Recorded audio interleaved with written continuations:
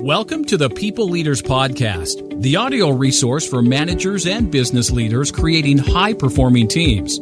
Join leadership and team development experts Jan and Michelle Turkelson each week as they explore both subjects from every angle. Through practical tips, valuable insights, and compelling interviews with leadership experts around the world, you'll learn how to bring out the best in your staff and how to give your best as a leader. Hi Jan, how are you? Excellent. So in this episode, we're going to talk about how we can enhance our performance.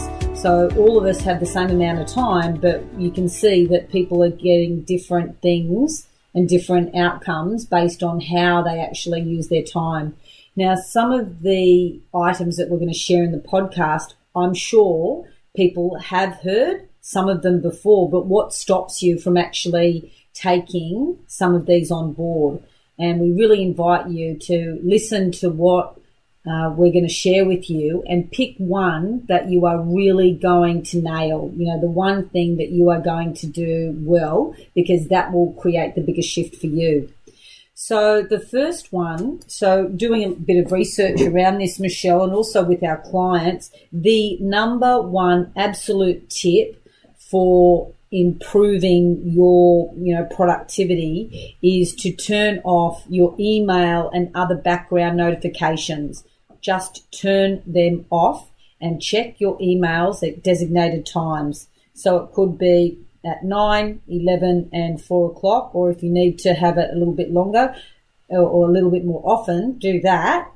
And an extension of that is silencing your phone. So whether it's an email notification coming through on your PC, quite often we get a lot of notifications on our phone as well. So silence your phone, put it face down, and the next one would be clear your desk. Yeah. There's nothing like a clear desk. Well, I know, and when we talk about that to some people, it's, oh yeah, but I like my desk, a little bit messy. I know where I can find it, where I can find things. However, when we've worked with people that have ordered their desk in a certain way so anyone can go to it and pick up, a report, it has made such an impact, not only for their mental modality because they've organised it, physically they can see the change, but other people can actually see the change in the way in which this person sets up their physical environment. Because no matter what you're doing, you want your physical environment to reflect what it is and the energy that you want to bring to your activity or the behaviour or the change that you want. And as we were talking about before, Michelle, we know these things, but yeah, I know I should be doing that and turning off my email notifications, but we just don't. And I just want to ask, I wonder what it is about us that stops us from doing it. Because I don't turn off my email notifications until I'm really busy and I go, okay, I've got to practice what I preach. I have to be in integrity. I've never had them on, ever. What, your notifications? No, right. Never. Yeah. So the other thing that you might want to do, so it's almost like the setup for anything, Jan, if you want to be good or change a habit, create a habit or change a behaviour, is to get it set up well. And the other thing that we might suggest to people is get yourself a calendar and just make a commitment to do 1, 2 or 3 things, and then just mark it off on the calendar every day that you've done it, and do it for 30 days and look at what happens to your productivity. So you've got a physical marker in your office or beside your desk reminding you, oh, I did it, I did what I said I was going to do for 30 days, and have a look at the changes that you can make to. And it builds confidence and also integrity.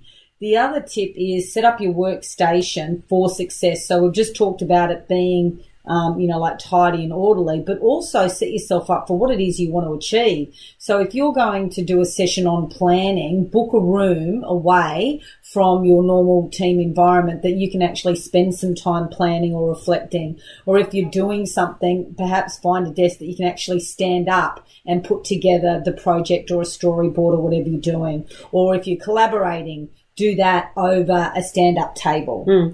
And contrary to popular belief, Jan, we would say to people, stop multitasking. And if you are going to work on a project or a task, just focus on that task. Give it all the attention that you can, even if it's just 5 or 10, 15 minutes of very focused activity. you're going to have a much better result than if you were doing that plus checking an email at the same time. You're really fractured. Yeah.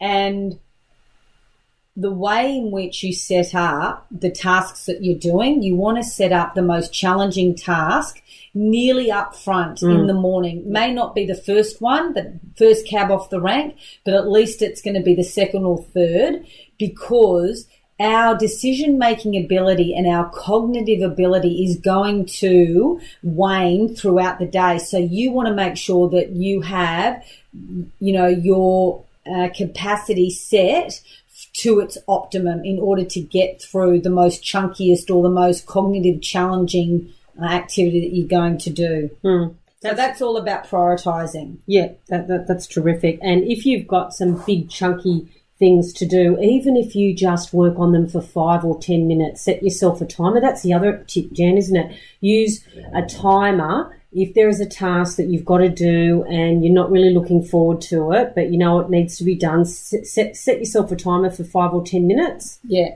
And then when that timer goes off, see if you can set it for another 5 minutes. If not, at least you progressed that. That's right. And you've given yourself permission that, okay, I'm just going to do it for 10 minutes and see what happens. If you do want to create some change in this aspect of your working environment, we would also suggest doing a bit of a time audit. So for the first week, look where you are spending most of your time. Also, most people have certain objectives, goals, or projects that they're working on. And you wouldn't want to work on more than, say, 5 particular objectives or key project areas. And I would actually set up my page in my workbook to actually capture those. So for some people, it could be safety is a key objective of theirs. Finance is a key objective. Team performance is another key objective. So have a look at your objectives or your goals, and every activity that you do, are they falling in with those categories? And you also have another box called other, and just see whether or not that other box is getting filled up with activities, because that will tell you are not moving in the direction that you need to really move on. You're not prioritizing as possibly well as you could. That's right. And then you can ask yourself questions like, does this task get me closer to my goal? Does this task matter to my boss? Does this task make my life any easier? And also, does it need to be done today? Yeah. Can it be done by someone else? Yeah, well, I call that the matter check. Yeah. Does it matter to me? Does it matter to my boss? Does it matter to my team? Yeah. And would it matter if I do it tomorrow? Right. Also, if your 3 most important tasks, put it separately on a Post-it note. Yeah. So 3 physical indicators of those key activities or tasks that you need to get done. Don't just write it in your book, separately write it on a Post-it note. Also, do tomorrow's to-do list before you go home, so you set yourself up so the momentum is already starting to build. So you're clear about what it is you need to do, when you arrive at work. That's right. Now, this might seem like overkill for some people, but just try it for a week and see how you go. And that is sorting the tasks that you're doing into those 3 categories. What are the musts, the shoulds, and the wants? Just to give you a bit of a view of what you are focusing on, where you are spending most of your time. Yeah. So there's there's that one, there's the 5 objective one, and then there's the 5 important ones. So these are just options for everyone.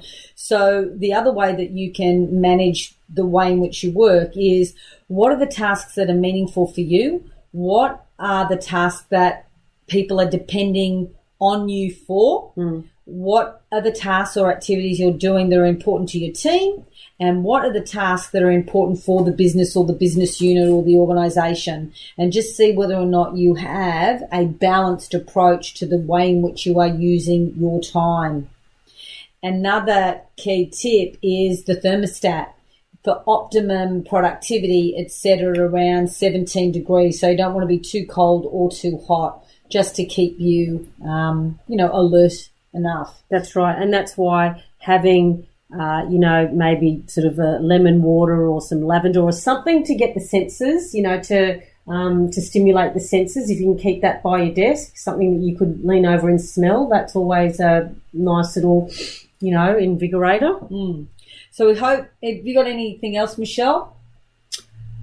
Oh, there's always something, I suppose, Jan. The only other thing is that in order for this to work well for you, probably one of the most important ones is just make sure that you're looking after yourself. Yeah. You get enough sleep. You're getting outside, getting some fresh air every day. We hear it all the time, but try it for a week and look at the impact it's going to have. But even today, Michelle, when we were working with a client, and one of our clients were in a workshop, an accreditation workshop, and she hadn't had enough sleep, she had a headache, etc.